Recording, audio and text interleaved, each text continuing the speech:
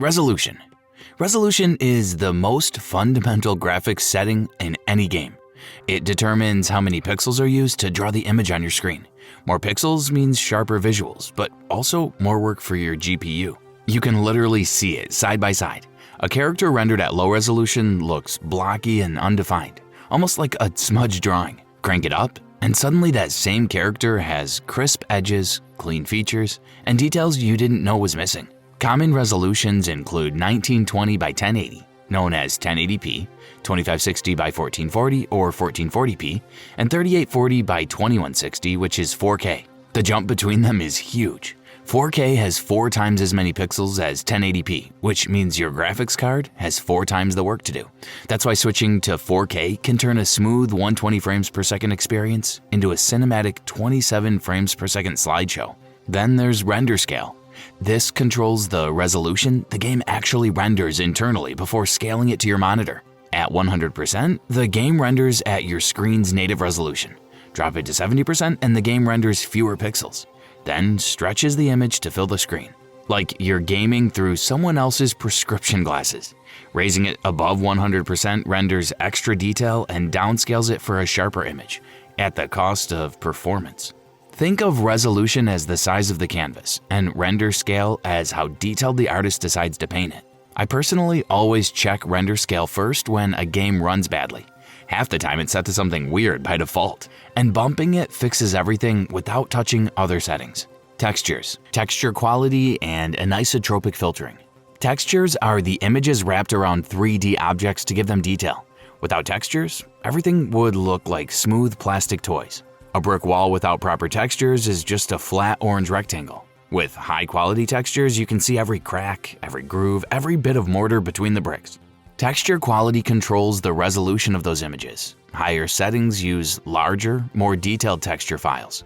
Low settings save memory but can make objects look blurry, like someone tried to paint the world using a potato. The main thing textures affect is VRAM usage. If you've got 8 GB of VRAM, you're usually fine on high textures at 1080p and 1440p, but try to run ultra textures at 4K with only 4 GB, and you'll see stuttering, pop-in, and textures loading in chunks like a buffering YouTube video. Then there's anisotropic filtering. This improves how textures look at steep angles, roads stretching at the distance, floors across a large room.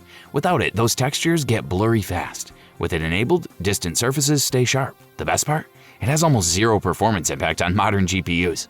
Honestly, anisotropic filtering is one of those settings I just crank to 16x on every game and forget about it. It costs almost nothing and the difference is too obvious to ignore. Anti-Aliasing. Anti-Aliasing fixes one of the most annoying visual problems in games: jagged edges. Without it, diagonal lines, fences, and character models can look like tiny stair steps. It's the difference between smooth cinematic visuals and a world built with Lego stairs. FXAA, or Fast Approximate Anti-Aliasing, is the lightweight option. It smooths edges across the entire image with almost no performance cost, but everything can look a little soft. Fine details like thin wires can lose sharpness, but it's fast and effective for casual gaming. MSAA, or multi-sample anti-aliasing, is more precise. It focuses only on the edges of objects, producing much better quality, especially on high-contrast edges like railings and rooftops. The trade-off is performance.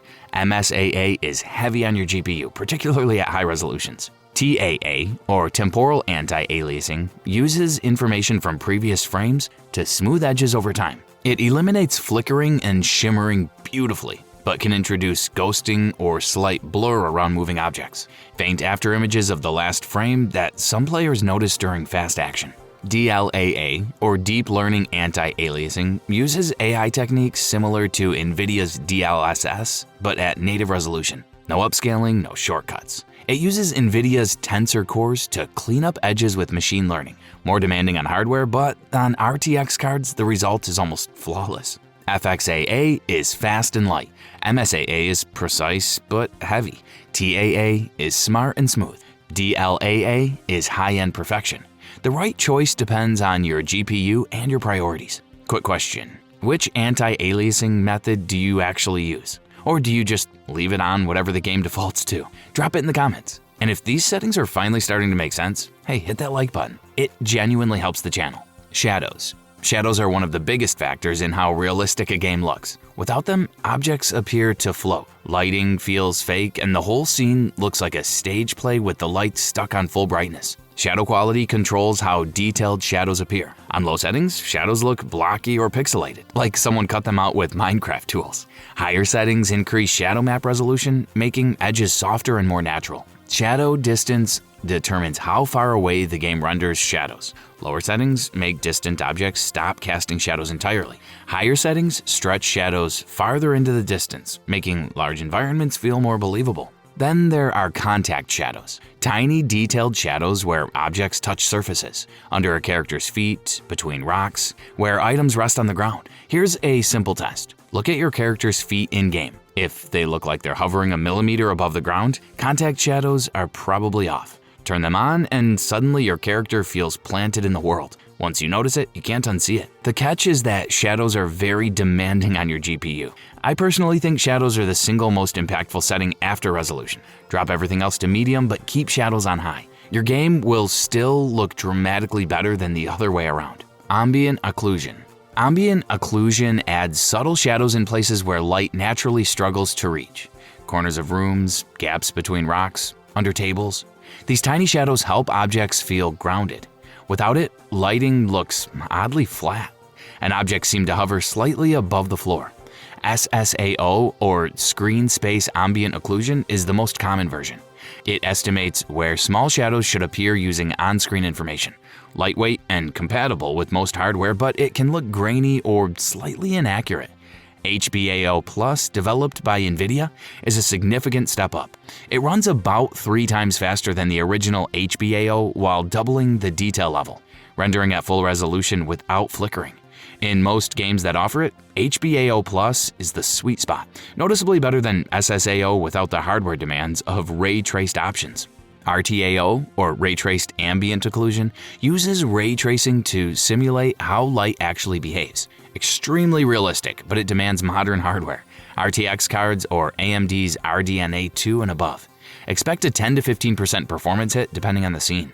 Ambient occlusion is subtle, but turn it off and the entire game world looks strangely flat and unfinished.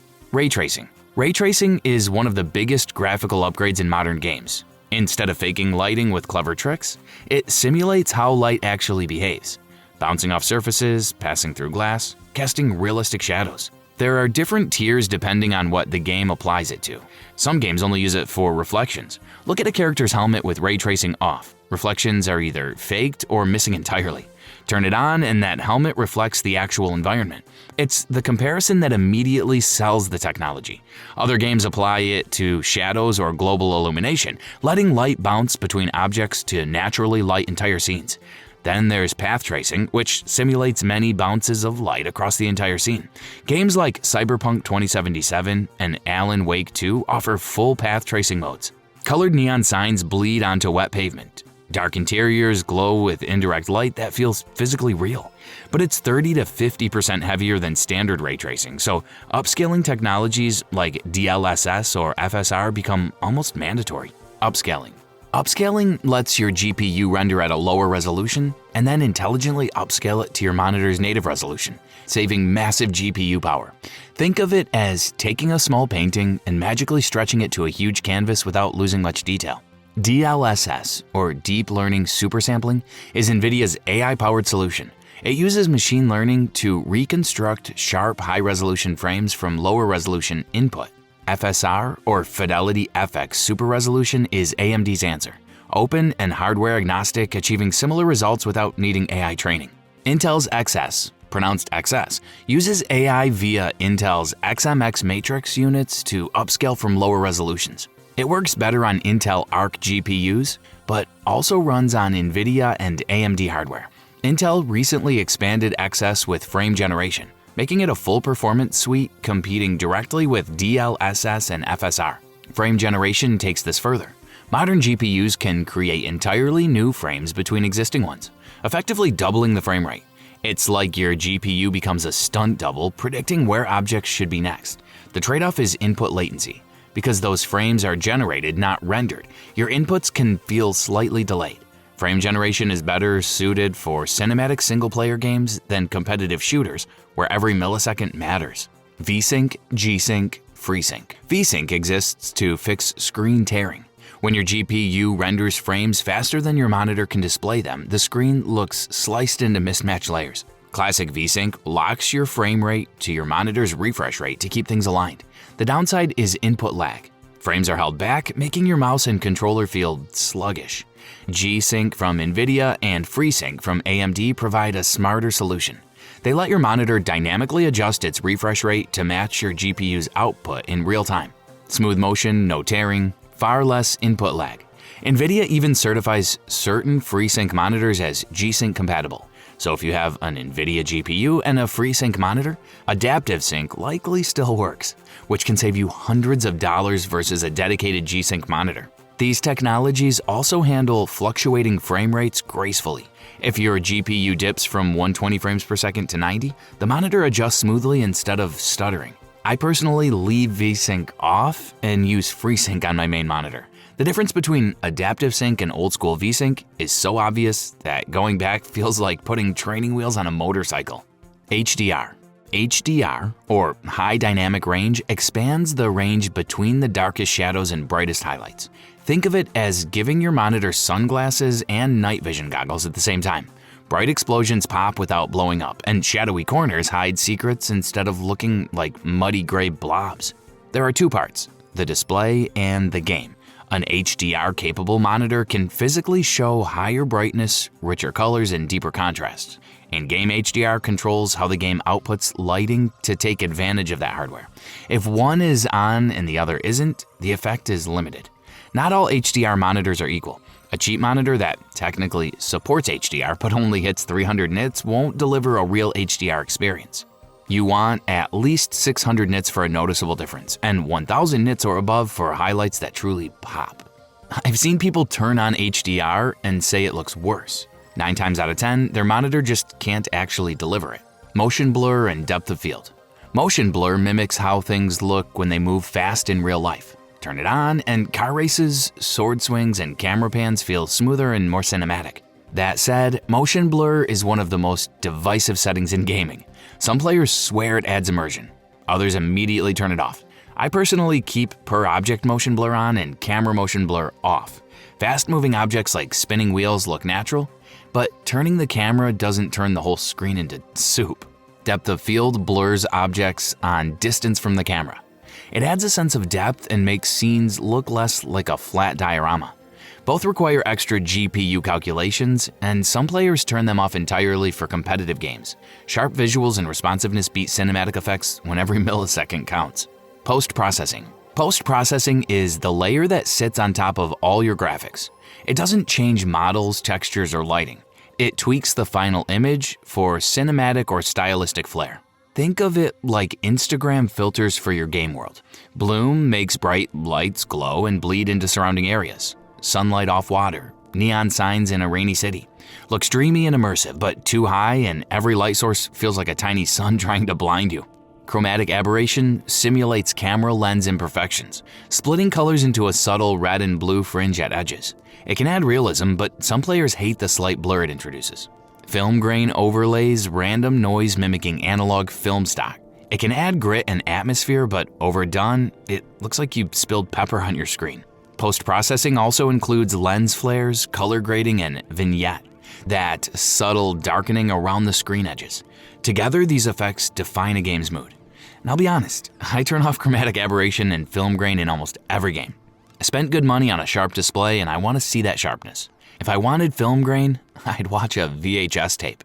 LOD, level of detail and render distance. Level of detail, or LOD, is a trick games use to save performance.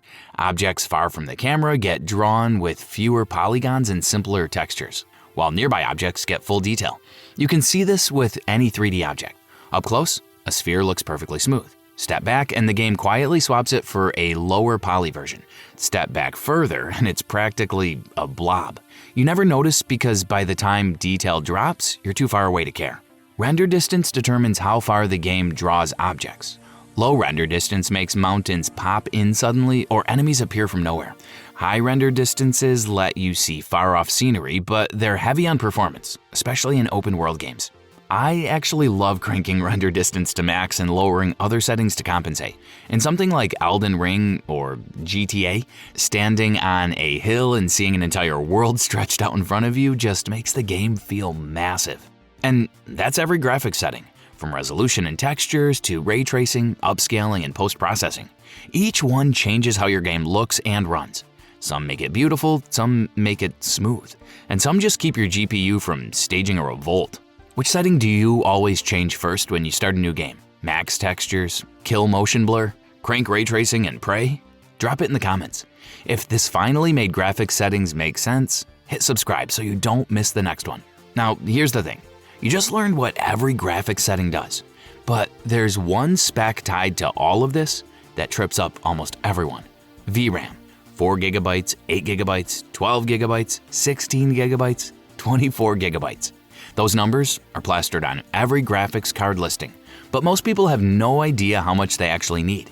Buy too little and your textures stutter, your ray tracing crawls, and every setting you just learned about becomes useless. Buy too much and you just wasted money on performance you'll never touch. That's exactly what we're covering next. Every VRAM size explained simply, what each tier actually handles, where the sweet spot is, and how much you need to stop wasting money on the wrong graphics card. Click the video on screen right now, and I'll see you there.